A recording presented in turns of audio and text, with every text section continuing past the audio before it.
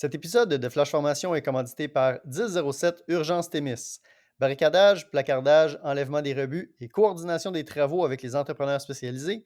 L'engagement de 1007 Urgence Témis envers l'intégrité et la sécurité ne se limite pas à des mots, mais se traduit par des actions concrètes et fiables chaque jour, à chaque intervention. Service 24 heures sur 24, 1844, feu 1007. Bonjour tout le monde et bienvenue au podcast de Flash Formation. Simon Brien en compagnie aujourd'hui de mon copilote pour cet épisode, Monsieur Dan Deslauriers. Ça va bien? Ça va bien, toi? Ben oui, ça va super bien. Je suis content aujourd'hui que tu sois avec nous pour venir co-animer cette émission. Puis dis-moi un peu, Dan, tu as amené avec toi deux de tes amis aujourd'hui? Exactement. Dans le fond, je suis chauffeur désigné. OK. Vu qu'ils consomment beaucoup d'alcool, ça prenait un chauffeur désigné pour les ramener de la Rive-Sud. Et aujourd'hui, ben, j'emmène deux amis qui sont vraiment des passionnés de formation, qui ont gratté des sujets. Et honnêtement, une émission, c'est pas suffisant. Fait on peut même faire une semaine quasiment là, de tournage avec ces deux gars-là. Fait que je trouve ça super intéressant de les inviter, puis on les a amenés ici. Ben, c'est excellent, mais en fait, on va faire une série de deux émissions avec nos invités. Présentons-les tout de suite. Dan, je te laisse les présenter. Ben, Régis Dion qui est dans le milieu incendie depuis des années. Dans le fond, Régis qui a raté beaucoup de sujets, beaucoup sur le RIC, beaucoup de dossiers qui ont été amenés là, à gauche par à droite qu'on va voir justement aujourd'hui. Là, on va parler de d'hommes, on va parler de cadenassage, on va parler d'un paquet de sujets. Et Ben, dans le fond, la couleur de cheveux dit un petit peu son nombre d'années d'ancienneté dans le service d'incendie. Un autre gars qui était extrêmement impliqué dans un paquet de domaines, BGH, REM, RIC, gestion du Médé. Donc, voilà, c'est mes deux comparses. Messieurs Dion et messieurs Leclerc, bienvenue au podcast de Flash. C'est un réel plaisir de vous avoir avec nous aujourd'hui. Merci d'avoir fait le chemin de la Rive-Sud. Quand même, hein. On rappelle que nos studios, les remarqués à Laval, ne sont pas tout le temps proches pour certains de nos invités. On est parti hier, dans le fond de. Ah oui, hier, c'est ça, Ouais, vous c'est avez ça, couché ici. exactement. Excellent. On avait un bon chauffeur. Messieurs, avant d'aller plus loin dans l'émission, si vous me permettez, je prends quelques secondes pour remercier notre commanditaire officiel de la saison 3 du podcast de Flash Formation, Francis Perrault-Varin, qui est courtier hypothécaire chez Multiprêt Hypothèque. Donc, que ce soit pour un refinancement, une autorisation pré hypothécaire ou pour l'achat d'une nouvelle maison, mais vous pouvez toujours contacter Francis Perrault-Varin, qui fait un excellent service avec la gang de Multiprêt. Et on le remercie parce que c'est grâce à lui qu'on a la saison 3 du podcast de Flash Formation. Donc, messieurs, commençons sans tarder. Bien, en fait, j'aimerais ça peut-être vous présenter rapidement un petit peu d'où vous venez, parce qu'à l'audio, on ne voit pas vos visages, donc vous avez des pompiers d'expérience qu'on a avec nous aujourd'hui un petit peu. On peut commencer peut-être par Régis, plusieurs années. Une trentaine d'années, plus de 30 ans dans le milieu de l'incendie, impliqué dans différents dossiers, lieutenant, ça aux incendies de Longueuil, enseignant, donc on s'est mêlé à différents sujets, des fois contre notre gré un petit peu, on s'est ramassé impliqué dans des dossiers, mais c'est toujours un plaisir d'aller fouiller, gratter, de tenter d'avoir les meilleures réponses. Fait que, encore passionné malgré ce nombre d'années. Super, puis ça fait des années en plus que tu es un instructeur chevronné, tu as enseigné. Oui, oui, j'aime l'humilité, mais c'est important quand même. C'est ça, tu as enseigné entre autres à l'IPIC. Oui.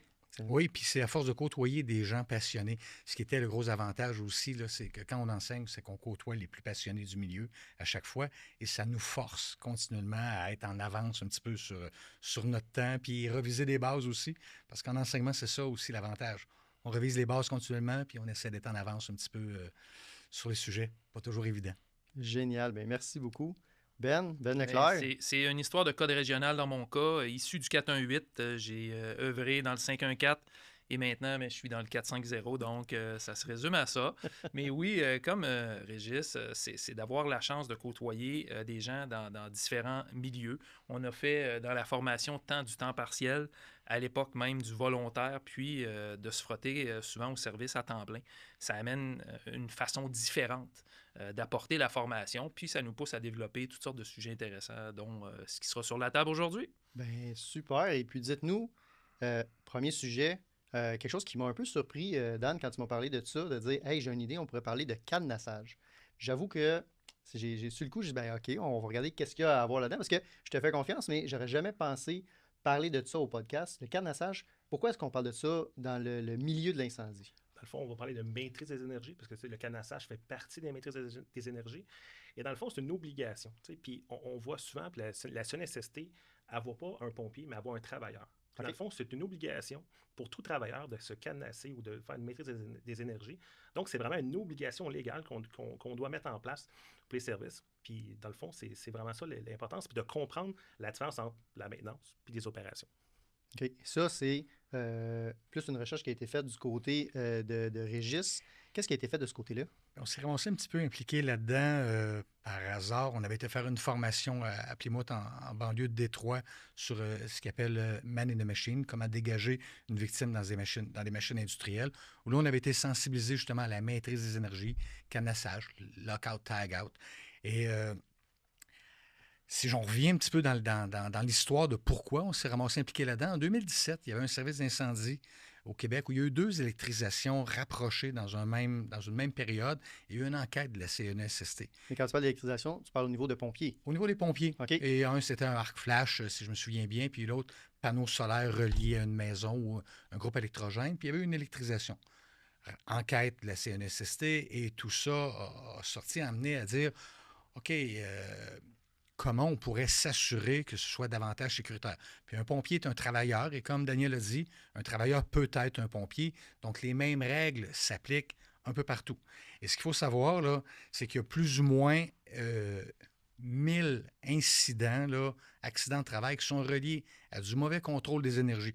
Quand on parle du contrôle des énergies, on peut parler, ce qu'on connaît un petit peu, là, l'électricité, le mécanique, l'hydraulique, le pneumatique, ces choses-là, mais il y a le gravitationnel souvent qu'on néglige puis qu'on n'est pas conscient de ça. OK. Fait qu'il y a souvent des accidents qui sont arrivés avec ça. 4 décès en moyenne annuellement sur de la mauvaise...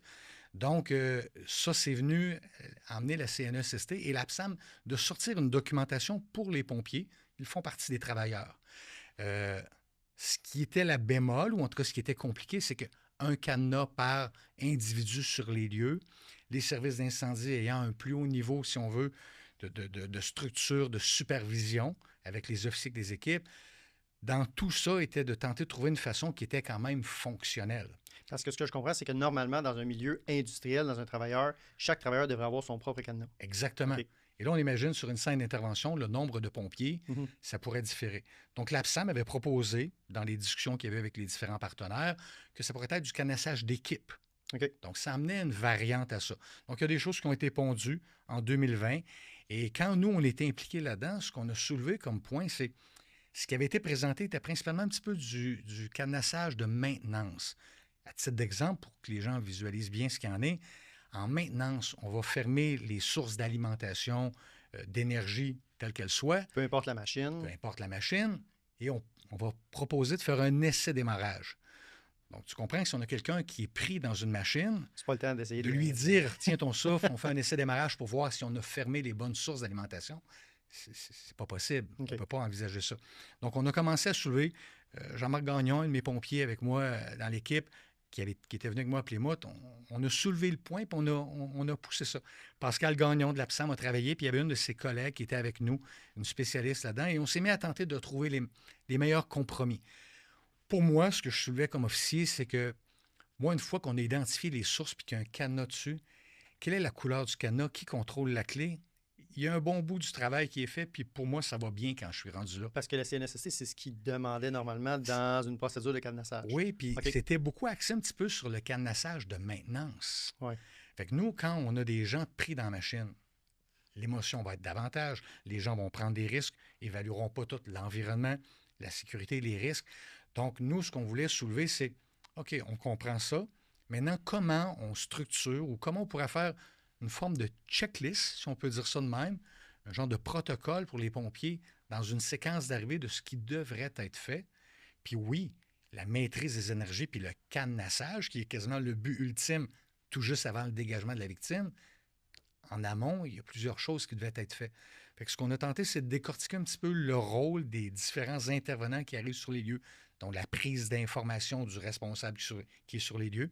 Souvent, il peut être lui-même très, très émotif parce que c'est un de ses employés qui est pris dans une machine. En effet. Peut-être même un collègue. Donc, peut-être qu'on n'aura pas la bonne information. Donc, comment on valide? Est-ce qu'on a des documents pour valider ça? Comment on peut aller voir un petit peu la victime sans s'exposer pour commencer à anticiper les équipements nécessaires, voir un plan de match. Mais c'est surtout d'identifier aussi les sources d'énergie et comment on peut les arrêter et comment on peut s'assurer qu'on a ciblé les bonnes. Parce que c'est le défi. Je peux avoir fermé plusieurs entrées électriques, mais je n'ai peut-être pas la bonne. Si on passe à une usine là, où tu as 25 panneaux électriques, c'est ça qui n'est pas évident. Là.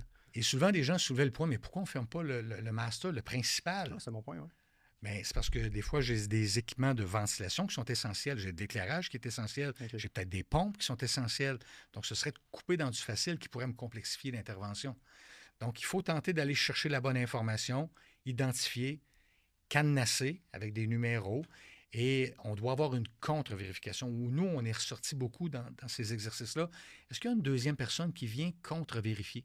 Parce qu'il se peut qu'on ait échappé des petits détails et on met les chances un petit peu de notre côté d'avoir le mieux ciblé possible nos équipements. Donc, c'était le défi qu'on avait dans ce dossier-là de cadenassage. Si je rentre un petit peu, sans aller dans du détail, bon, il y a des couleurs de cadenas qui sont reliées un petit peu à des fonctions. Donc, les cadenas de couleur jaune vont être plus des cadenas de machine directement. On les associe à une tâche. Tâche plus pompier, casse jaune. Donc, les cadenas sont jaunes. Les cadenas de dénombrement, ou en tout cas de s'assurer que l'équipe est en sécurité, relève souvent de l'officier. Casse rouge, les cadenas sont rouges. Donc, quand on va venir à la fin où on a mis les cadenas impliqués, les clés des cadenas dans la boîte à clés, je devrais avoir des cadenas rouges. J'ai combien d'équipes sur les lieux? 2 équipes, il y a 2 officiers, je devrais avoir 2 cadenas rouges. Il y a un chef sur les lieux, il y a des cadenas blancs pour les chefs, pour barrer. Est-ce qu'on a des services externes ou des électrons libres, des fois, comme on dirait, un chauffeur d'équipement qui amène avec un véhicule plus isolé, est-ce qu'il y aura un cadenas noir ou qui pourrait être des cadenas d'emprunt? Donc, les couleurs de cadenas ont été identifiées facilement pour que quand on ferme la boîte à clés, on est capable d'avoir un visuel rapide et facile de est-ce qu'on est conforme, est-ce qu'on est correct. Et il y a toujours le cadenas vert, qui est un cadenas vraiment du responsable du cadenassage. Lui, son rôle a été de faire la contre-vérification et d'emmener les numéros de cadenas pour s'assurer que oui, on est conforme et on a mis les chances de notre côté. Donc, c'est un rôle avec une petite formation, pas très complexe, mais avec des panneaux électriques, des rôles de tous et chacun, et de définir, puis d'avoir une procédure qui détaille. Dans le fond, les obligations d'un service de santé de se cadenasser, c'est quoi les obligations exactement? Tout travailleur qui pourrait être exposé dans un milieu où il y a des sources d'énergie potentielles doit se canasser. Un travailleur, un pompier, c'est un travailleur et un travailleur pourrait être un pompier. Nous, dans notre cas, c'est l'avenue du REM sur la rive sud de Montréal, avec les mouvements, les essais de train au tout début qui nous ont obligés à mettre en place une procédure. Au métro, on a une procédure avec les fameux rupteurs. Le REM a une façon un petit peu différente. Et là, on a justement des BLS qu'on doit canasser, qui est un Blue Light Station, qui est une boîte de coupure d'alimentation d'urgence, si on veut, à différents endroits, où là, on devait mettre en place une procédure de cadenassage. Et c'est comme ça que, chez nous, à Longueuil, on s'est ramassé à être impliqué dans comment on devrait faire le cadenassage dans le milieu de l'incendie. Et là, maintenant, vous êtes rendu à diffuser cette formation-là. Vous avez équipé les véhicules de kits de cadenas carrément, ou où est-ce que vous en êtes? Le premier défi pour un service d'incendie, c'est l'acquisition des équipements qui soient adaptés en fonction de la réalité de chacune des organisations. C'est la formation aussi. Donc, de former l'ensemble de notre personnel sur la procédure et le protocole à mettre en place. Il y avait la documentation aussi de suivi, parce que suite à une intervention où on doit maîtriser des énergies, on doit quand même documenter ça. Et ce qu'on voulait, nous aussi, c'était de rendre ça plus facile pour les intervenants. Donc, on a fait des genres d'aide-mémoire terrain, genre de checklist pour faciliter, avec les rôles de l'officier commandant, le premier officier sur les lieux, et un autre plus sur le responsable du cadenassage comme tel. C'est un succès, je pense, hein, dans le fond, de mettre ça très, très terrain. Tu sais, souvent, on voit une procédure écrite, c'est difficile à mettre applicable sur le terrain. Puis je pense que c'est un peu ça le jeu. Tu sais, on parlait tantôt de Jean-Marc, puis d'un paquet de monde qui a été sur le terrain, puis dire, ça s'applique-tu, ça, cette procédure-là? Ça se fait-tu terrain? Tu parlais des checklists, j'aimerais ça te... Bien, on a consulté, puis quand on a tenté de faire ces checklists-là, dans le fond, pour supporter les premiers officiers qui arrivaient sur les lieux, on les a présentés à différents officiers de notre service pour voir est-ce que ça tient la route? Est-ce que c'est clair pour toi? Est-ce que c'est bien vulgarisé? Est-ce que la grandeur d'écriture est valable en fonction de ton âge, tes lunettes, etc.? Pour moi, il faut que ce soit relativement grand. Donc, on a validé avec différents officiers de notre service. Notre formation nous a servi un petit peu de laboratoire aussi, parce que autant on faisait une démonstration un petit peu de ce qu'il en était, autant au niveau théorique, via les PowerPoint, les explications sommaires de où ça en était et pourquoi, mais on voulait faire de la manipulation des différents équipements de cadenassage et des scénarios. Et en terminant, on allait en caserne en bas et avec des scénarios plus live, plus terrain. On voulait que nos pompiers mettent le checklist en application.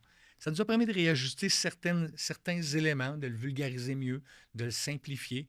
Est-ce que c'est parfait? Probablement pas, mais c'est en évolution constante. Puis, à date, ça semble tenir la route. On est satisfait. Quand un sinistre frappe, chaque seconde compte. Barricadage d'urgence, 24 heures sur 24, 7 jours sur 7. 1007, urgence Télis. 1-844, feu 1007. Nous sommes là pour vous. Moi, je suis tellement surpris d'entendre parler de ce sujet-là parce que je n'avais jamais figuré de dire, ben oui, dans le fond, c'est vrai que on ferme les panneaux électriques, mais on ne pense pas à les cadenasser. Puis, alors que dans le milieu industriel, c'est probablement une procédure de base quotidienne pour eux quand on parle, exemple, de tout ce qui est manutention de machinerie. Il y a beaucoup de réalisations, quand on faisait les pratiques, dans une caserne, un bâtiment qu'ils connaissent. OK, ferme le disjoncteur, par exemple, le compresseur à air. Et là, tu vois, les gars se grattaient un peu la tête. Ça en est vraiment des bonnes discussions. OK, parfait. Dans un milieu que je connais, le milieu que c'est éclairé, il n'y a pas de stress, il n'y a pas rien. Personne ne coincé d'une machinerie à côté de moi. Exactement, là, ça ne crie pas, il n'y a pas de stress. Puis tout ça, puis des fois, les gens réalisaient comme OK, ouais, c'est pas si simple que ça. Puis c'est là qu'on se rend compte en faisant des pratiques très, très grounded. Je pense que le plancher des vaches est important là-dedans. Puis de mettre des procédures justement qui fit avec la réalité. Puis Oui, parce qu'une même machine peut avoir plusieurs sources d'alimentation. Là. Okay. Et c'est ce qu'on avait tenté de développer dans nos scénarios, qu'il n'y avait pas une seule source d'alimentation, de ne pas vouloir couper court. Il y a aussi toujours ce qu'ils appellent, c'est limiter le crunch, l'écrasement. Exemple, quelqu'un est pris dans une machine, est-ce qu'on pourrait aller déposer des coins de bois, aller les placer pour éliminer l'écrasement supplémentaire? Donc, à tout le moins, rendre l'intervention statique davantage. Quels sont les gestes que je peux poser en toute sécurité? Est-ce que je peux laisser un pompier avec ma victime si elle n'est pas exposée à des risques? L'environnement, on revient un petit peu au principe de base avec l'ABC, du premier soin, etc. Mais comment on peut poser des gestes qui sont réfléchis, qui sont pensés, qui sont calculés et qui sont, somme toute, qui rendent des interventions plus sécuritaires? Et Daniel l'a bien mentionné tantôt, on ne voulait pas utiliser le terme trop de cadenassage. On voulait utiliser le terme maîtrise des énergies. Oui, j'aime ça, ça amène un autre aspect. Parce que ne serait-ce que de fermer l'ignition d'un véhicule sur une scène d'intervention, c'est de la maîtrise des énergies sans avoir de cadenassage. Et on a plein d'éléments comme ça où c'est pas toujours associé à du cadenassage, la maîtrise des énergies. Puis le gravitationnel, souvent on n'en est pas tant conscient, un véhicule dans une pente. On en a vu des véhicules se mettre à bouger sur un feu de véhicule, etc. On ne veut jamais se ramasser sur YouTube. Hein? C'est un peu ça la règle de base. C'est ça que je dis à ma gang. Un des principes, là, c'est je veux pas qu'on soit la gang qui se ramasse sur YouTube. Dire, voici ce qui s'est passé au Québec, à travers le monde. Puis notre objectif, c'était ça, c'était de sensibiliser nos pompiers à la maîtrise des énergies. Puis le cadenassage, quand je suis rendu là, c'est que ça va bien. Là. C'est que j'ai identifié, je sais où je m'en vais. Et là, c'est quel cadenas qui prend la clé, la met où, ça devient dans du plus facile et du plus administratif. Fait que c'était notre défi de rendre ça terrain. Super. Mais ça demande beaucoup de rigueur. C'est parce que c'est nouveau dans le domaine de l'incendie. Puis on amène maintenant les gens, là, moi j'imagine le pompier là, qui à sa première fois va devoir cadenasser, on vient de responsabiliser les gens. Ça demande beaucoup de rigueur, puis je pense que ça vient rendre l'intervention plus au-delà de la sécurité, qui est l'objectif premier, mais ça vient rendre un peu de sérieux dans tout ça. Trop souvent, on a déjà été témoin à l'époque de voir, exemple, je prends un parallèle, là, sorti d'une personne captive d'une cabine d'ascenseur. Combien de fois on ne trouve pas le disjoncteur en cause? Combien de fois, OK, sautez monsieur, dépêchez-vous madame, alors qu'il y avait vraiment peut-être un 6-8 pouces entre le palier et tout ça. Mais là maintenant, pour ce qui est de neutraliser des énergies, on va devoir se commettre, on va devoir isoler le bon circuit, bien identifié. Moi, je trouve que le domaine de l'incendie vient de faire un pas de géant là, en matière. Puis c'est drôle parce que tu parlais de ça, puis j'avais même pas pensé à quelle personne captive dans l'ascenseur. Puis, ben oui, dans le fond, ça va être probablement l'appel le plus fréquent qu'on va avoir à maîtriser les énergies. Ça amène effectivement. Donc, il faut que ce soit. Puis, il y a un aspect que j'ai envie de vous poser. Normalement, légalement, ça devrait déjà être une procédure en place. C'est ça qui me surprend un peu. Ça fait partie du règlement santé et sécurité au travail. Et la CNESST, quand elle intervient dans ce genre de cas-là, c'est tout simplement dans l'application du règlement santé et sécurité au travail. On doit maîtriser les sources d'énergie potentielles. OK. Maintenant, il faut les avoir identifiées. Oui. Il faut avoir pris le recul pour le faire correctement, puis d'avoir la retenue. Pas évident de freiner nos pompiers qui sont des gars qui veulent, là, puis qui veulent faire la différence rapidement. Puis c'est le défi. C'est pour ça qu'on a tenté de faire un genre d'aide-mémoire pour aider l'officier à freiner son monde. Et l'exemple d'un ascenseur en BGH est un exemple très, très flagrant. Dans la fin de notre formation, on revenait un petit peu sur le RAM, sur la procédure du RAM de cadenassage, puis sur la procédure des ascenseurs. Chez nous, ça nous a permis de ramener un refresh et de sensibiliser davantage les pompiers. Mais au-delà de ces deux petits cas types, si on pourrait dire, il faut regarder l'ensemble de nos interventions. Plus large. Oui, oui. Oui, puis on parlait des ascenseurs là, tantôt, là, puis les ascenseurs, y a-t-il quelque chose qui a énormément évolué? Là, trouver la source d'énergie, c'est pas si simple que ça. Là, Ben, je sais pas si tu veux parler un peu. Là, absolument, on parlait toujours des 600 volts. Maintenant, ça peut être d'autres choses que juste... Effectivement, c'est toujours dans le but d'économiser de l'espace. Fait que c'est un pied carré qu'on peut louer ou vendre dans un bâtiment d'envergure. Bien, c'est un pied carré de plus. Donc, on essaie de minimiser. Fait qu'on voit toutes sortes... Les 4 principaux fabricants dans le monde d'ascenseurs viennent de rapetisser leur équipement, puis ils les disposent un peu partout. Et le code des ascenseurs, le B44, bien, il prévoit des distances. Donc, ça devient un petit peu... On a grandi, là. Je regarde si tu as des cheveux blancs un peu, toi aussi. C'était facile parce qu'on répondait pour une personne captive. Bien, on allait toujours au sommet où on retrouvait le disjoncteur en cause. Mais là, maintenant, c'est un petit peu la chasse au trésor dans le bâtiment parce qu'il peut se retrouver n'importe où à une distance Y du puits, dans un garde-robe, parfois mal identifié. Puis, c'est pour faire un parallèle avec ce que Régis amenait, le défi, c'est qu'en industrie, c'est des fiches de cadenassage. Donc, le mécanicien, il y a déjà la liste des équipements qu'il doit cadenasser qui sont identifiés. Mais en intervention, le défi du pompier, il est où? Est-ce que c'est le bon? Est-ce que, donc, on doit réduire là, les risques? Puis oui, ça représente un défi de trouver le bon équipement quand on va intervenir en urgence, tout à fait. Mais ça m'amène à parler justement du deuxième sujet de notre émission que j'avais envie de jaser avec vous parce qu'il y a un côté où au Québec, présentement, on voit une explosion du nombre de bâtiments de grande hauteur, de BGH là, pour les plus Québec. Nos amis de l'autre côté, on appelle ça, des amis de l'autre côté de l'océan, on appelle ça des bâtiments de grande hauteur. Le nombre de BGH explose au Québec en ce moment et ça demande une énorme revision des notions de BGH ou carrément des nouvelles procédures pour certains services incendies de ce côté-là. Puis Ben, je pense que tu es pas mal une des références au Québec en matière de bâtiments de grande hauteur. Parle-nous un petit peu, qu'est-ce que ça représente, une intervention dans un bâtiment de grande hauteur, la différence avec un triplex normal? Quelle est la différence par rapport à ça? Mon Dieu, bonne question. En passant, je ne suis pas la référence, c'est plus une équipe. Là. Il y a une équipe derrière tout ça. Là. La principale différence, je pense, c'est... Puis pourquoi cette ampleur-là? C'est la densification. T'sais, on a évoqué gratuitement l'implantation du REM, mais pour construire des réseaux de transport, il doit y avoir une densification de la population. Ce qui fait qu'il y a des villes qui sont complètement... le portrait a changé. Là, ce qu'on appelle le skyline a changé. Parce qu'il y a des tours qui ont fait beaucoup de chantiers qui ont apparu de différentes hauteurs, puis même des bâtiments qui se sont agencés. Puis ça devient un game changer, on peut dire ça, c'est en français, au niveau de l'intervention. C'est pas... Puis une intervention, on a toujours dit, dans un bâtiment d'envergure, c'est pas plus compliqué qu'un bloc appartement ou un triplex. C'est juste différent. Et moi, je pense que c'est au niveau du retard, l'accessibilité, la compartimentation. Et c'est surtout ce qu'on a tendance à oublier, c'est les occupants. Fait que ce soit une tour à bureau, un hôtel ou une tour à logement locatif, bien, il y a un aspect. C'est facile d'évacuer un bungalow, c'est facile d'évacuer un bloc appartement dans certains cas. Mais dans une tour, c'est cette quantité-là de personnes. Puis, on ne dispose pas toujours des ressources de façon suffisante. Fait que l'enjeu est là. Fait que il y a des formations aux États-Unis qui nous disaient c'est facile, quand tu arrives devant ton bungalow la prochaine fois avec un feu en développement, bien, calcule le temps que ça te prendrait pour te rendre au 12e étage avant d'intervenir, puis tu vas voir le résultat. Ah, j'aime ça, c'est un bon exemple. Mais pour pallier à ça, il y a plein de systèmes mécaniques mis en place, puis il y a la compartimentation. On sait que nos bâtiments sont résistants, l'apparition des gicleurs, c'est rendu pas mal uniformisé, même si on a quelques bâtiments encore vétus. Fait que d'intervenir dans un BGH, souvent, il ne faut juste pas oublier la clientèle qu'il y a dedans, là, d'abord et avant tout. Fait que, oui, ta priorité, c'est l'intervention, mais il y a aussi de ne pas avoir la vision tunnel puis d'être capable de voir l'ensemble de la bâtisse qui est immense. Là.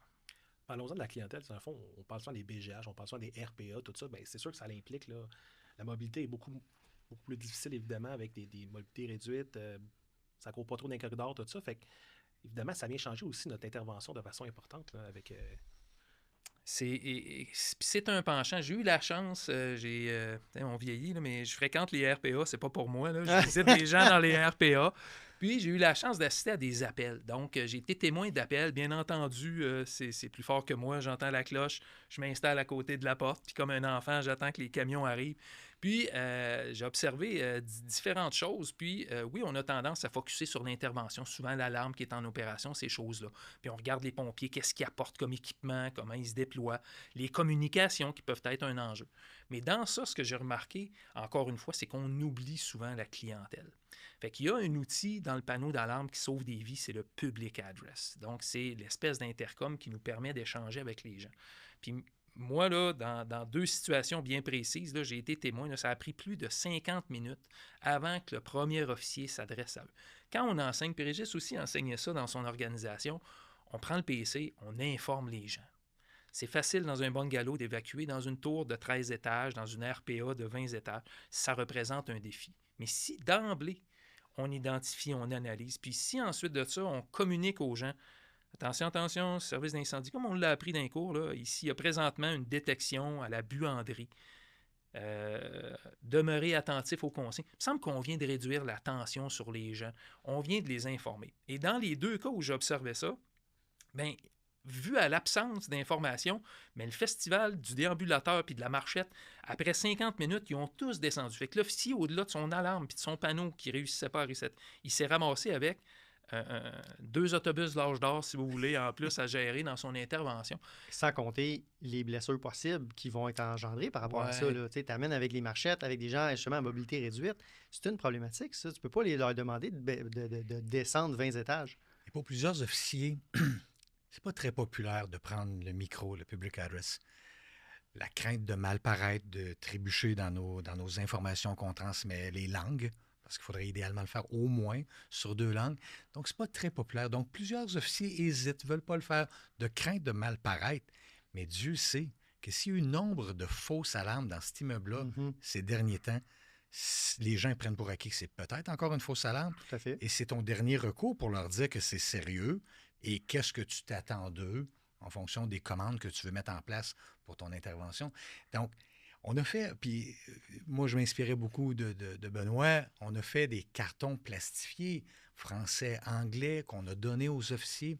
Sois pas gêné, tu as 2 mots à changer, ton identification, puis voici un petit peu le protocole pour bien parler. Et c'est pas encore très populaire. Puis moi, souvent, j'ai des jeunes pompiers qui me disent « Hey, lieutenant, vous n'êtes pas beaucoup à faire ça. » On a du travail à faire là-dessus avec nos officiers. Puis de pratiquer surtout dans les alarmes incendies, je pense. La première fois, ta voix ressemble un peu comme ça. Elle shake un peu, tu n'es pas trop sûr. Plus que tu pratiques, plus tu viens bon. Puis, tu sais, combien de fois que j'ai vu des PC en mode figé devant le panneau d'alarme, tu sais, parce que le panneau sont de plus en plus imposants. La technologie est là. Oui. Et là, il n'est pas trop sûr, il n'est pas trop à l'aise avec les panneaux, parce que, tu sais, juste à accuser l'exception, c'est pas trop clair avec les panneaux maintenant, digital, tout ça. Là, en plus de prendre les micros, souvent ça affiche. Puis la technologie, là, Ben, je pense que tu peux en parler, là, ça l'a énormément. Là, ça prend des lunettes. Moi, j'ai déjà été victime d'un vieil officier qui m'avait pris par le bras et dit hey, le kid, qu'est-ce qui est écrit sur le panneau? Ah oui, je suis pas capable de... Et à un moment donné, ça m'est arrivé à mon tour. Fait que oui, c'est vrai que les panneaux sont peut-être. La convivialité reste à revoir, là, mais oui, il y a la variation de tout ça. Mais juste pour conclure avec une anecdote avec le public address, oui, c'est pas évident. Puis en les utilisant sur nos appels ordinaires d'alarme incendie, quand ça va brûler pour vrai, on va être bon parce qu'on va être familier. Puis d'autant plus que peut-être qu'il est dysfonctionnel, puis parce qu'on l'a utilisé sur une alarme en opération, bien là, on va le faire réparer. Cet été, Ben, j'ai eu exactement ça, un BGH relativement neuf. J'ai utilisé le public address et pour se rendre compte qu'il y avait tellement, les speakers dans le lobby étaient tellement forts qu'on n'entendait rien. Finalement, ça faisait juste un gros feedback dans le micro. Fait que personne n'entendait rien dans le bâtiment. Fait qu'on ça nous a forcé à tout de suite faire venir la prévention. Puis là, si jamais il y avait une intervention, bien, on le sait là que il ne fonctionne pas. Puis ça nous a permis aussi, cette simple alarme-là, d'identifier que les collecteurs étaient très mal identifiés finalement. Fait qu'il y avait 6 entrées, pas 6, mais il y avait 4 entrées de collecteurs. On n'était pas capable de savoir qui allait où, puis l'eau, elle alimentait quoi. Fait que sur un 40 étages. Donc c'était comme problématique assez importante de ce côté-là. Fait que ces alarmes-là, ces fausses alarmes-là, quand ils sont bien utilisés, ont leur efficacité en travers ça. En tout cas, moi, ça a été une belle leçon que j'ai eue cet été grâce à ça. Là. L'anecdote que je voulais raconter, juste pour démystifier ça puis enlever la pression par rapport au public address. Là. Je connais un officier dont je vais taire le nom. Lui, il s'amusait. Il disait, on est entre nous autres. Là. Tu peux, Ben, l'officier, entre autres, il était là. Il partait avec son petit plastifié, comme Régis expliquait, là, genre attention, attention, ici le service d'incendie, ici le lieutenant Leclerc. Puis là, il faisait son message en français. Puis après, c'était attention, attention, Captain Milwaukee speaking. Fait que là, les gens qui étaient bilingues dans le lobby, ils disent c'est quoi cette affaire-là? C'était juste pour. Mais honnêtement, je pensais que tu allais dire qu'il disait juste, il ne savait pas parler anglais, fait qu'il disait juste English people follow the French. Non, mais je pense qu'il faut démystifier cet outil-là, puis il faut l'exploiter davantage. Puis honnêtement, on focus sur l'appel pour lequel on est acheminé, mais il ne faut jamais oublier la clientèle, de remercier des gens, de les rassurer. Il n'y a pas de mode d'emploi parce qu'on habite dans une tour. Souvent, c'est des familles, oui, la clientèle vulnérable, la vague argentée, c'est les cheveux blancs qui vieillissent, vas-y. Et c'est tellement vrai que les gens veulent savoir. Nombre de fois où ils ont vu des gros véhicules rouges arriver au pied de leur immeuble sans avoir aucune information. Ça a sonné pendant 5-10 minutes.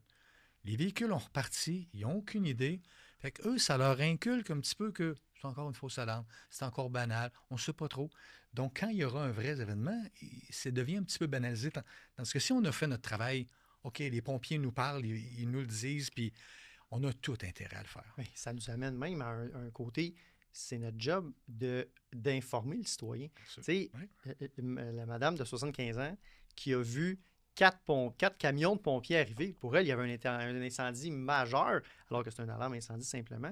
Puis les camions sont restés là 15 minutes. Puis après ça, je vais-tu me recoucher? Elle est nerveuse, il y a eu un feu dans mon bloc. Non, c'est une alarme de toast brûlée. Mais si elle ne le sait pas, bien, puis on en parlait justement avec Martin Corriveau, on parlait du sujet du service aux citoyens. Puis c'était exactement l'exemple qu'on donnait, que ce soit dans un BGS ou que ce soit dans un triplex ou un 20 logements.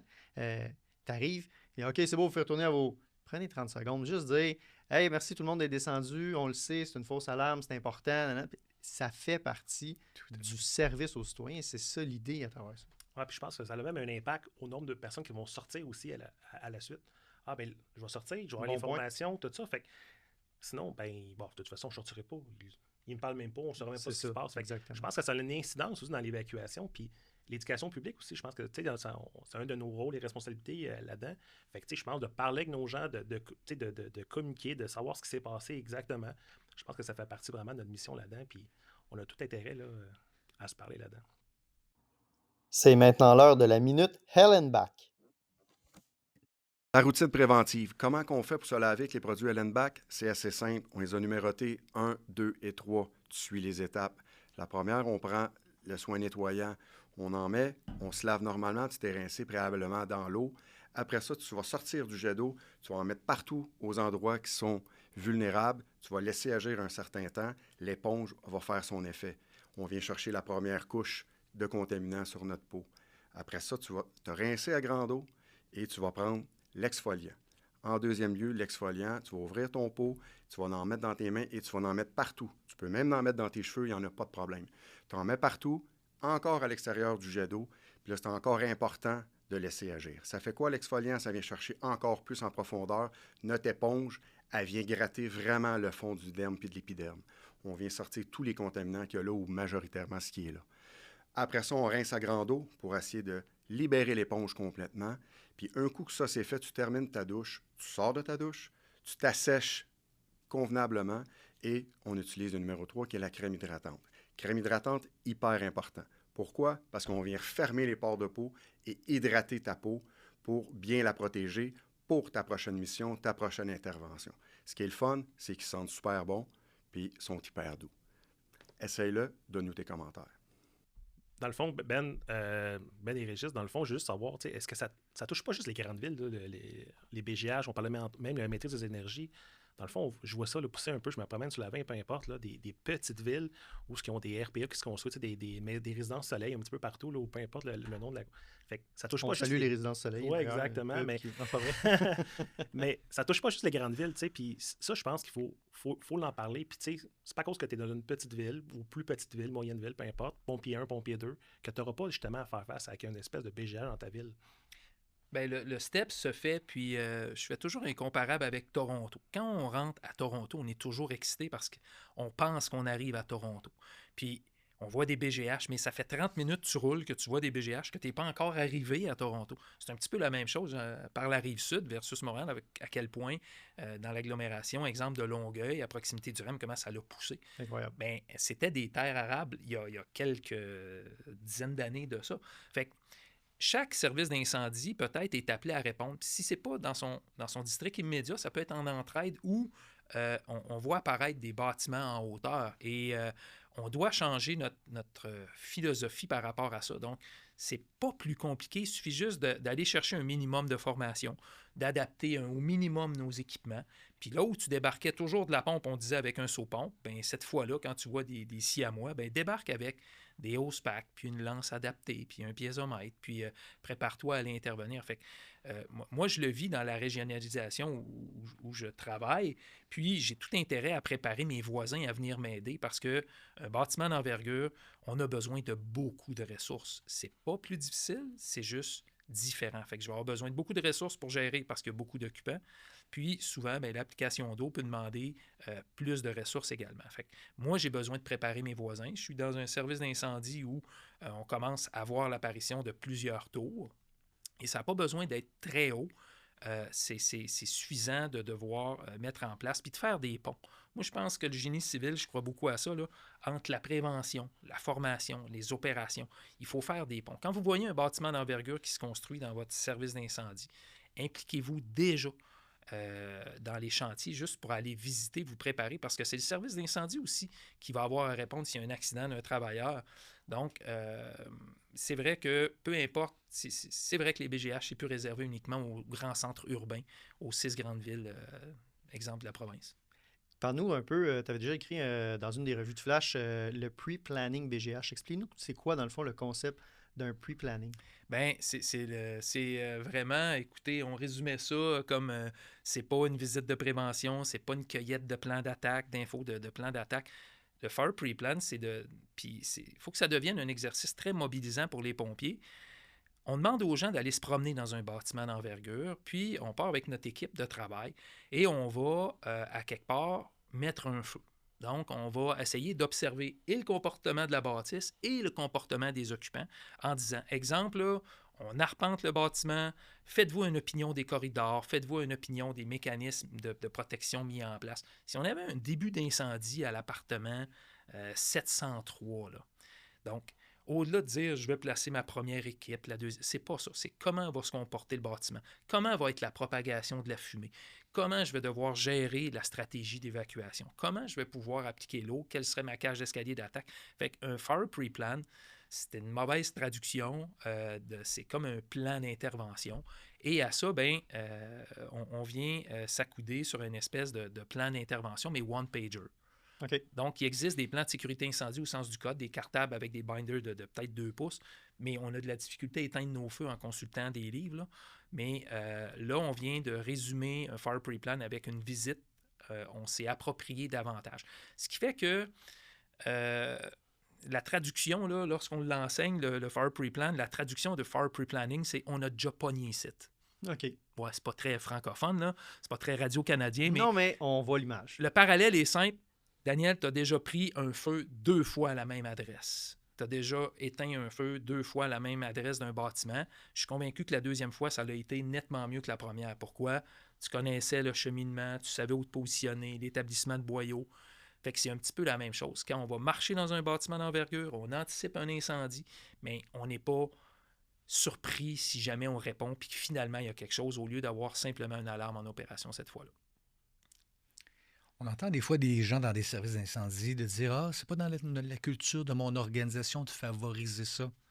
Il n'y a pas du budget ou quoi que ce soit pour favoriser ça. » Pour chacune des appels où on répond dans un immeuble, quand l'appel est terminé, C'en est on une. peut se rendre disponible à couvrir les appels. On peut enlever une partie de notre équipement supplémentaire et profitons-en pour aller faire ce genre de visite, mini-scénario, etc., qui n'amène rien de plus. Il faut que les pompiers aussi, ils reconnaissent l'avantage. Puis son exemple, on a déjà pogné ici. Tout le monde comprend et ça, c'est facilitant, c'est rassurant. On va sauver énormément de temps et on va être plus efficace. Mais sur les fausses alarmes, au même titre que tantôt on parlait du public address, prenons le temps des fois, le 10-15 minutes de plus, bien qu'on est disponible pour le reste de la ville, d'aller le faire. Et ça implique rien, là. Il n'y a pas de raison de ne pas pouvoir le faire. Et j'aime le concept aussi que ce soit sur une feuille simplifiée, dans le fond, d'arriver, d'avoir cette feuille-là au panneau d'alarme. OK, les ascenseurs sont où? Les escaliers sont où? Sont identifiés comment? C'est quoi le système de mécanique? Quelque chose de simple comme ça que, comme tu dis, c'est pas nécessairement le temps d'avoir quelqu'un qui fouille dans le cartable de 2 pouces, de le résumer finalement. Les clés, les puces, les Ben cartes oui. à puces, etc., parce qu'avec tous les systèmes électroniques qu'on a, c'est de plus en plus difficile à y accéder. Benoît le mentionnait. Donc, est-ce qu'on a fait un suivi puis collaboré avec les responsables aussi? Et eux ne demandent pas mieux de nous fournir les outils qui fait qu'on va être moins longtemps dans leurs immeubles, qu'on va être plus efficace dans leurs immeubles. Tout le monde a gagné. C'est de se lever à la tête puis d'observer. Moi, ce que j'aimais beaucoup jouer des tours de rembarquer dans le camion après l'intervention, puis là, tu te retournes vers le lieutenant intérimaire, tu dis, est-ce que c'était giclé? Puis là, il n'est pas foutu de te répondre. Ben, c'est-tu important? Moi, quand je rentre à quelque part, je vois une tête de giclage, je vais te faire, ouf, ma tension artérielle vient de dropper, c'est correct, incombustible giclé. Fait que c'est vraiment, je suis bien d'accord de dire de se tremper des lieux puis de se familiariser davantage. On parle souvent du terme shelter in place. Puis tu sais, je pense que c'est un peu un terme un peu galvaudé. J'aimerais ça que tu m'en parles un peu plus de façon réelle, terrain, Québec, exemple. Et là, c'est très, très sensible. Premièrement, oui, aujourd'hui, c'est une émission qui traite des travaux de recherche puis des nouveautés, là. Mais c'est encore en chantier, le Shelter in Place. Mais ça fait des années, puis je me souviens avec mon éminent collègue Martin Guilbeault. Qu'on salue. Oui, c'est ça qu'on salue, là. Il fallait que je le nomme. Martin, je vais aller souper ce soir. Mais juste pour dire que ça fait depuis les années 80 où des chercheurs, le CNRC, avaient mis ça en place, le concept de protéger en place. On l'a dit tout à l'heure, là, lorsqu'il y a beaucoup de personnes dans une bâtisse, entre autres des personnes âgées, ça peut devenir périlleux que d'évacuer puis de bouger tout le monde. Et dans le concept de protéger en place, là, si on francise l'expression, c'est de penser que les gens sont peut-être plus en sécurité dans leur logement que dans les corridors et cages d'escalier. Parce que avant l'arrivée des pompiers, le bâtiment est déjà compartimenté. Mais lorsque les pompiers arrivent, ils s'installent avec leurs boyaux, ils commettent des actions. Je pense que la courbe de l'incendie change à chaque fois qu'un service d'incendie débarque sur une intervention. Les bâtiments d'envergure ne sont pas épargnés de ça non plus. Donc, on se questionne beaucoup sur la pertinence de l'évacuation. Donc, il y a des travaux qui sont faits là, par les principaux services d'incendie pour aboutir sensiblement à des lignes guides. C'est ça, on l'espère. Il y a des politiques ministérielles qui sont mises en place en ce qui a trait aux résidences de personnes âgées. Et depuis la petite école, on apprend à quand ça sonne, on sort. Et ça, on ne peut pas aller à l'encontre de ça. Ce qu'on assiste au Québec, c'est souvent des gens qui, remplis de bonne volonté, vont gérer des interventions. Puis, on a déjà entendu parler de ça, on sait un peu ce que c'est. Puis, ça risque des fois d'être appliqué peut-être pas au bon moment, peut-être pas de la bonne façon, ce qui fait que ça peut compromettre dans certains cas. Mais c'est très, très réfléchi et très nécessaire, je crois, que de protéger en place, mais il suffit que ça soit fait de la bonne façon. Pour ce faire, à l'époque, dans le cadre du cours au certificat, on avait défini une espèce de logigramme. Il fallait se qualifier. Dans quel bâtiment on peut confiner, dans quel bâtiment on doit évacuer systématiquement. Et le groupe avec lequel je travaille en ce moment, on va aller chercher ça beaucoup plus loin. On va avoir 2 pistes bien distinctes, c'est-à-dire En matière de prévention, c'est-à-dire en programmation de système d'alarme, est-ce qu'on pourrait protéger les gens en place? La réponse est oui. C'est-à-dire qu'il y a la programmation qui fait en sorte que lorsque j'aurai un début d'incendie à tel étage, je vais évacuer cet étage-là, celle-ci, peut-être l'autre, mais tout le reste du bâtiment, je ne les évacuerai pas. Et ça, c'est un peu une forme de protéger en place. Donc, il n'y aurait comme pas d'alarme qui sonnerait nécessairement ou une alarme différente. Un signal différé ou, si vous voulez, une alerte non audible. OK. Et ça existe. Donc, ça, c'est le volet prévention. C'est le volet, si on veut, code. Et tout doit être fait en conformité. Puis jamais qu'on va aller à l'encontre de ça. Puis on est parfaitement favorable également avec les politiques ministérielles mises en place.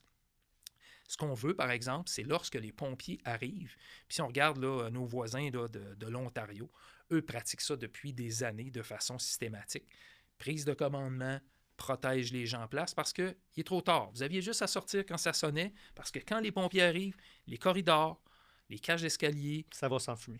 Et voilà. OK. Et donc, oui, ça va être important. Puis, on veut... c'est pas de la physique nucléaire, ça s'appelle simplement une stratégie d'évacuation. Et à la lumière de ça, quand l'officier décide de protéger en place, bien, on va devoir, faire le suivi et contrôle de ça. On va devoir être capable, puis c'est des pistes là, comme ça que je lance, c'est si vous voulez protéger en place, il faut être capable d'arrêter l'alarme. Donc, on ne peut pas dire aux gens, restez dans vos logements alors que la cloche lui sonne dans les oreilles. OK. C'est contre-intuitif. On doit être capable de les informer. On parle du public address, monter des équipes ces étages. On doit être capable de faire un suivi, s'assurer qu'on n'a pas oublié personne dans les cages d'escalier. On doit s'attacher avec la centrale de communication. Parce que dans un feu de bâtiment d'envergure, des fois même après 15, 20, 30 minutes, il y a encore des citoyens qui appellent la centrale pour dire que Madame Tessier, moi j'habite au 9e étage, puis il y a de la fumée dans le corridor. Qu'est-ce que je lui dis si je suis un répartiteur d'urgence? Sortez, mettez des serviettes. Donc, comprenez-vous qu'on doit... Fait que oui, on travaille là-dessus. Le comité de différents services d'incendie planche là-dessus actuellement. Okay. J'aimerais me commettre davantage, mais c'est encore une fois un gros travail d'équipe. Ça me fera plaisir de venir vous présenter le fruit de ça, Reg. Puis c'est important ce qu'ils mentionnent et ce qu'ils sont en train de faire nombre de fois dans mon secteur où on a quand même une quantité de BGH significatif, où il y a des intervenants, des responsables d'évacuation, etc., qui dirigent les gens vers les cages d'escalier, puis asseyez-vous là. Dans les personnes à mobilité plus restreinte, on parle des RPA ou qui ont plus de la difficulté.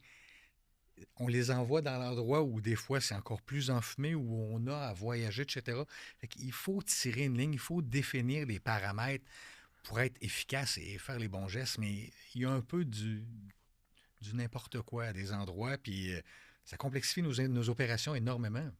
Et j'imagine que ça, il faut que ce soit, comme on dit, guidé par quelque chose. Il faut comprendre l'ampleur puis l'ampleur d'une intervention comme ça, mais l'impact de dire aussi, laisser les gens en place, puis à un moment donné, mais quel type d'intervention, je ne peux pas tout le temps le faire. Puis ça me fait penser beaucoup au feu qu'il y avait eu à Londres, où il y avait eu justement un grand nombre de décès.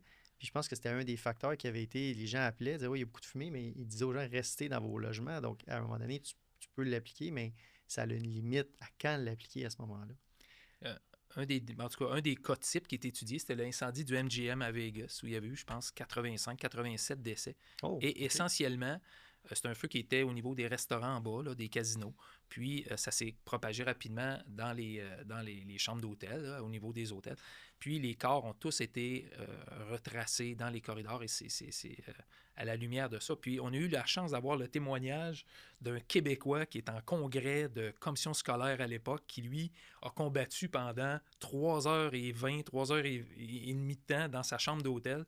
Parce que lui, il y avait de la fumée dans le corridor, de la fumée dehors, les hélicoptères. Le monsieur, il nous a raconté à quel point il était... Ouais, mais l'histoire finit bien. Là. Il y avait un 26 onces de cognac aussi dans l'histoire, mais là, je ne veux pas déraper. Fait que... OK. Ben, ça se planifie, ça s'organise, ça se prépare. Puis c'est pas juste avec non plus avec les opérations. Tu parlais tantôt des préventions. Donc encore là, c'est d'unifier beaucoup de départements de division pour arriver à cette conclusion-là, puis faire des procédures quand même claires. On ne décide pas ça sur le... Oh, aujourd'hui, moi, j'évacue pas. Ah, c'est pas comme ça que ça fonctionne, tout à fait. Là. Il faut que ça devienne un outil. Puis il faut que ça soit quelque chose qui est entendu dans le service. Il faut que ça soit maîtrisé. Pour pas que le chef ou l'officier qui décide de protéger en place, mais c'est pas le temps sur une intervention de sortir un PowerPoint puis de partager ses attentes puis donner. Donc, encore une fois, bien, c'est de faire des ponts entre les opérations, la formation, la prévention, les centrales de communication.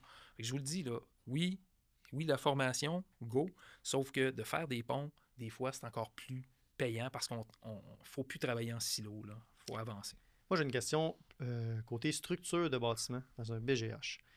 On a souvent une conception qu'un feu dans un BGH, notre plus grosse problématique va être la fumée, puis que la propagation de l'incendie est très limitée, elle va se limiter à 1 ou 2 appartements comme tel. Est-ce qu'on a des problématiques avec des structures de bâtiment dans un BGH ou c'est quelque chose qu'on peut un peu mettre de côté? Très bonne question. Je n'avais pas vu avant de faire le podcast. Là. Très bonne question. Je pense que moi, personnellement, en tout cas, par expérience, je pense qu'on le prend pour acquis. C'est comme, malheureusement, pris pour acquis parce que quand on voit une structure de béton armé, bien, on vient de prendre pour acquis une partie là, de la propagation qui est diminuée. Il ne nous restera plus rien qu'à gérer les ouvertures naturelles, de gérer les vis de construction.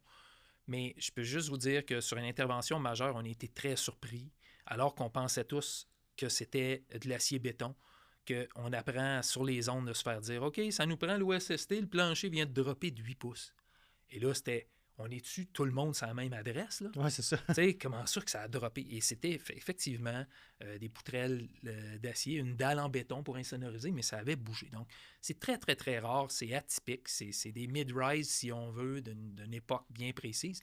Mais les structures, normalement, en béton armé, sont nos principaux alliés et non pas, là, le cas échéant, là, un risque potentiel. Puis, tout avantage devient un inconvénient. Les balcons en porte-à-faux, en béton armé, quand il y a un bon feu qui lèche comme ça par en dessous, bien, cette exposition-là, bien, à l'armature, oui, mais l'application d'eau ou les gicleurs fait en sorte que... Fait que de combiner une structure incombustible en béton armé avec un système de gicleurs, ça rend l'impact structurel moindre, je crois. Puis quand on parle de structure de bâtiment, mais exemple, le feu de Londres où le feu semblait s'être propagé par la couverture extérieure du bâtiment. Est-ce que ça, c'est quelque chose qui est vraiment atypique ou il est possible de retrouver ça ou c'était quelque chose qui était vraiment comme un gros vice de construction là-bas, la propagation justement par l'extérieur? Bon, mais on était sortis pour rassurer à l'époque les gens. Puis, je me souviens, dans les grands centres, c'était une période bien donnée. Puis le service de prévention, à l'époque, en collaboration avec le service d'ingénierie, avait identifié à peine 3 ou 4 bâtiments dans la région qui avaient un problème d'isolant combustible. Mais la structure demeure incombustible. C'était le revêtement qui était déficient, c'est juste ça. Mais oui, c'était extrêmement spectaculaire et très atypique. Puis, écoutez, face à ces images-là, à la blague, on se demandait où est-ce que tu positionnes ton premier jet.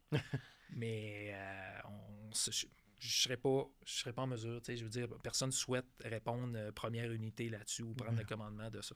Mais c'était très atypique. Puis les gens de l'ingénierie puis de la prévention avaient fait un travail colossal pour identifier, si je me souviens, ma mémoire est bonne, 3 ou 4 bâtiments qui étaient ciblés pour lesquels les démarches étaient entreprises. OK. Sujet aussi que vous avez travaillé de façon importante, les DOM. Découpage d'usage multiple. Ben oui, pourquoi? Pourtant, c'est dans un coffre, ça, dans le camion, tout va bien. Pourquoi vous voulez parler de ça? Si on revient un petit peu dans les statistiques, comme tantôt je mentionnais, si je me souviens bien, en 2004 et 2014, il y avait eu, si je me souviens bien, 23, je pense, accidents graves avec l'utilisation des découpeuses à disque, donc 4 décès. Ça, on parle au Québec, pompiers, mais travailleurs, tout travailleurs. OK. Qui ont été soulevés dans des accidents. De 2014 à 2020, les 6 années qui ont suivi, si je me souviens bien, il y avait eu 2 autres décès puis une quinzaine d'accidents graves. Donc, ça a amené justement la CNESST à intervenir sur qui utilise des découpeuses à usage multiple, comment ils sont utilisés, est-ce qu'il y a de la formation, est-ce qu'on peut utiliser n'importe quel disque sur une découpeuse à disque. Il est clair que ça ciblait davantage les gens de la construction ou des travaux publics, entre guillemets. Mais on est un des corps de métier qui utilise ça dans les employés municipaux, là. Donc, ça a amené la réflexion à savoir, est-ce que c'est trop dangereux comme outil? Est-ce que nos pompiers sont formés? Est-ce qu'il y a des disques qu'on devrait proscrire? Les fameux disques un peu à base de résine qu'on connaît, les meules, un peu comme une meule d'établi, un disque mince, ou moindrement l'effort un petit peu désaxé pourrait faire casser le disque et recevoir des morceaux. Ça fait partie des événements. Mais il y a eu aussi beaucoup des rebonds une scie qui a remonté au visage d'employés. Donc, ça a amené la CNESST à s'impliquer un petit peu au niveau des incendies aussi. Et moi, je me rappelle, il y a 2-3 ans, où là, on voulait bannir un paquet de disques sur les scies et qu'on en vienne presque à un seul modèle de disque qui serait plus sécuritaire, qui serait le meilleur compromis. De ça, on travaille sur le terrain, on essaie des choses, on le fait. Et là, multiples pompiers se sont mis à dire, mais ça ne fonctionne pas. On ne peut pas avoir un seul outil qui va tout faire. Et il y a différentes utilisations. Oui, tu découpes du métal, tu découpes un toit, c'est pas une chose. C'est contre-productif de tenter de vouloir. Donc, dans quoi je coupe? Est-ce que je coupe dans un toit de bois recouvert de papier d'asphalte? Est-ce que je coupe dans un steel deck, un toit en patelage d'acier? Est-ce que j'ai à couper des pièces métalliques ou du béton? Est-ce que j'ai à couper un plancher de bois franc pour finir de l'exploration? Et tout ça a emmené à savoir, oups. Et là, il y avait des villes qui étaient venues à un seul modèle de lame. Et beaucoup de craintes, des fameuses dents Ventmaster, quelque chose comme ça qu'on appelait des 12 dents, là, comme des grosses dents qui semblaient plus agressives, qui étaient craintes par beaucoup de gens. Ça a été proscrit à certains égards, à des endroits. Des services d'incendie ont continué à les utiliser. Eux autres, ils croyaient, avaient sensibilisé leurs pompiers, les avaient formés. Donc, Ben a fait partie de ce comité-là aussi. On fait quoi avec les découpeuses d'usage multiple? La position. Il y a plein de principes de base qui sont d'une évidence pour nous autres. Avec une dame, on tire sur une dame, on recule. Ce qui fait que le trait de scie se vide et si jamais elle se serre ou elle pogne de quoi de solide, elle va être poussée vers l'avant. Si j'avançais avec une scie, ma sciure et ma coupe, je bourre mon trait, je vais perdre la puissance. Et si je frappe quelque chose de solide ou si elle coince, c'est là qu'elle va lever. Elle va me remonter au visage. Il y a des principes de base qui peut-être on prenait pour acquis. Puis là, on a des pompiers, des plus vieux pompiers qui étaient plus manuels à l'époque peut-être. Ben oui, parce qu'il y a des plus jeunes, des fois, qui disent « j'ai jamais parti ça », ils rentrent à l'école puis ils n'ont jamais touché une scie à chaîne ou encore moins une dame. Là. Donc, oui. On n'a pas la même réalité aujourd'hui des jeunes pompiers qu'on avait peut-être il y a 20 ans. Donc, à quel endroit c'est le plus dangereux sur une découpeuse d'usage multiple où je positionne mon objet par rapport à la lame, autant sur une scie à chaîne aussi. Puis mon défunt père, lui, était rigoureux là-dessus. Tu dois couper le plus près possible du moteur. C'est là où c'est le moins dangereux. Si tu vas du bout de la lame, de la plate, c'est là où ça peut remonter. Puis il nous le rappelait souvent, il était rigoureux. Ça m'a emmené à faire une image, même un moment donné, avec les couleurs, autant sur le disque, la partie la plus sécuritaire, intermédiaire et dangereuse, autant pour une découpeuse d'usage multiple qu'une scie à chaîne, pour sensibiliser nos pompiers sur des choses qu'on avait peut-être pris pour acquis, qui étaient d'une évidence, mais pour certaines personnes qui n'avaient jamais eu la chance d'y toucher, c'était pas le cas. Ça, c'est un élément. Donc, la maintenance.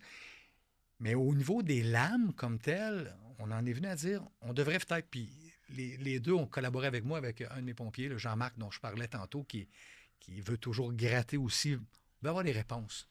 Veut pas le savoir, veut le voir. Okay. L'expression. Fait que ce qu'on a dit, c'est pourquoi on ne ferait pas des exercices? Puis on va se faire des palettes avec des types de matériaux qu'on a coupés. Puis offrons-les à différents manufacturiers. Pascal Gagnon de l'APSAM, que je salue encore, était impliqué là-dedans. Puis on lui a proposé, on va faire des essais de coupe, on va filmer, on va chronométrer et on va valider, voir est-ce qu'il y a des lames qui sont meilleures que d'autres sur certains matériaux. Et est-ce que toutes les lames peuvent être sur n'importe quelle découpeuse aussi? Oui. Fait que ça a été le fun et on avait des gens de la CNESST qui sont venus aussi observer, prendre des notes. Et on a fait des coupes, quasiment 3-4 heures de temps à observer avec différentes... Puis on avait même des découpeuses à batterie qu'on a eu la chance de comparer, de voir les performances. Et ça nous a amené à avoir un œil plus juste un petit peu de quelle lame, quoi, c'est-tu dangereux, c'est pas dangereux. Et démystifier aussi certaines craintes qu'on avait de ça. Fait que ça a été payant. Ce qui est ressorti, je te dirais de ça, parce que je ne voudrais pas rentrer dans le détail, ça devrait sortir à l'automne. L'APSAM va sortir un document. Un document, OK. Plus qu'une fiche, on devrait avoir 3 ou 4 fiches sur un petit peu tout ce qui est manipulation, inversion des lames aussi, Si on parle de RIC ou quoi que ce soit, dans certains cas pour de l'entrée forcée ou pour des coupes particulières, ça pourrait être avantageux. Les gens avaient des bémols à ça, OK. bien que les manufacturiers le décrivent presque. Qu'est-ce que tu veux dire, l'inversion des lames? Donc, ma lame, elle est presque toujours centrée sur le moteur de ma découpeuse à usage multiple par rapport au bras qui transmet avec la courroie l'énergie. OK. On peut inverser la lame et la mettre de l'autre côté, la mettre de côté extérieur, Ah, OK. Dans ce sens-là. qui fait que ça me permet d'avoir des coupes plus près, que ce soit pour des pentures, des pennes ou quoi que ce soit, OK. me donne des accès plus faciles. Un effet gyroscopique qui est un petit peu accentué, mais elle a certains avantages dans certaines conditions. Ça faisait partie des discussions du comité aussi de voir ce qu'il en était. Donc, on a fait des démonstrations, des explications, et je pense que ça a été payant de le faire. Puis, ben, j'ai absolument rien à ajouter de plus intelligent que de dire que tout ce qui a été fait, c'est en conformité avec les exigences des différents manufacturiers. OK. Parce que religieusement, là, Régis, on a tout descendu. Tel manufacturier recommande tel usage de lame. Puis même un fournisseur là, qui nous a permis d'utiliser plusieurs lames sur différentes surfaces. Là. Non, tout a été bien documenté par les gens sur place. Là. Le résultat va être très utile, je pense. Ça va être très tangible sur le terrain. Là. Sans brûler la documentation qui va sortir, je te résumerai ça assez simplement. C'est utopique de croire qu'une seule lame peut être performante dans Partout. différents. C'est utopique de croire ça. Donc, d'avoir une seule lame, on n'y croit pas de nos essais. Et on a les preuves sur le terrain. Ce qu'on résumerait, c'est qu'en fonction d'une tâche ou d'un matériel à vouloir couper, il y a une lame que je devrais identifier. Et en fonction de cette lame-là, je devrais avoir une puissance de moteur aussi qui devrait être identifiée. OK, donc un type de découpeuse de usage multiple. Bien, OK. chez nous, le responsable des achats, qui était là avec nous, puis qui est un fervent participant là, à tout ce qu'on veut comme recherche-développement, lui a fait comme, OK, chez nous, toutes les découpeuses d'usage multiple sont achetées du même type parce que pour les gens des travaux publics à faire la maintenance, l'entretien, c'est plus simple si j'ai tous la même marque, le même modèle. Ben oui. Sauf que notre réalité, là, en faisant l'essai des lames, on a réalisé qu'il y a des puissances qui sont nécessaires sur certaines lames, puis d'autres lames, c'est uniquement une vitesse de rotation. Puis bien que des fois, on avait une vitesse de rotation qui était efficace et conforme, n'ayant pas assez de puissance, elle ralentissait OK. dans certains matériaux et là, perdait son efficacité et devenait elle-même dangereuse. OK. Donc, ça nous a amené un petit peu à chaque tâche, ou en tout cas, chaque matériau devrait avoir un peu sa lame, puis chaque lame a un peu une puissance de moteur qui devrait être définie. Mais ça a été avantageux et ça a démystifié beaucoup de choses. Puis on a filmé chacune des coupes. Ça nous permettait aussi de voir le temps de coupe, la réaction de la lame, l'effort porté. Puis c'était toujours le même manipulateur de la scie pour qu'il nous dise comment tu sentais la retenue de la scie, la vibration de la scie. Comment se faisait ta coupe finalement? à travers ça? Exactement. OK. Fait que ça a été... On parle de puissance, là, ça n'a rien à voir de l'essence ou à batterie. Non. Non, parce qu'on a fait des tests avec des scies à batterie qui avaient la même performance. Oui. Bon, la durée de la pile, en fonction de ce que je coupe, pourra avoir une incidence. Là, c'est la durée. Mais pour la coupe, avec une batterie en ordre, ou en tout cas avec une capacité qui est encore là, fonctionnelle, très, très performante. Donc, oui, OK. tout à fait. C'était surtout l'aspect universel qu'on voulait faire. T'sais. Moi, j'ai un dicton qui dit un sofa-lit, ça fait tout, mais ça fait rien de bien. T'es pas bien assis, t'es pas bien couché. Ça fait les deux. Ben, je pense que c'est un peu le même principe. C'est la première fois que je l'entends, Dan. J'en ai plein dans un livre. Puis on a été chanceux. On a eu des gens qui voulaient collaborer. Chez nous, à l'organisation, chez nous, là, justement, notre responsable aux achats, M. Lessard, Daniel, tout ça, des gens, ils ont été T'es facilitants. impliqué dans le projet. Oui, puis ils ont été facilitants. Benoît a emmené des pièces d'équipement, des collègues ont emmené des parties de toit. Et ça nous a permis de faire des laboratoires qui étaient assez réalistes, qui voulaient dire quelque chose en bout de ligne. Fait qu'on a hâte de voir ce qui va sortir. Bien, on va suivre Ça ça. devrait être cet automne. On va suivre ça avec attention. Messieurs, je tiens à vous remercier pour ce premier épisode du podcast et pour tous nos auditeurs, restez à l'écoute la semaine prochaine pour la suite de notre spécial Ben Leclerc, Régis Dion et Dan Deslauriers pour parler de Mayday et de RIC, l'application du RIC dans les plus petits services incendies. Donc, je tiens à vous remercier énormément d'avoir partagé avec nous. Et à tous nos auditeurs, je vous dis à la semaine prochaine pour un autre épisode du podcast de Flash Formation.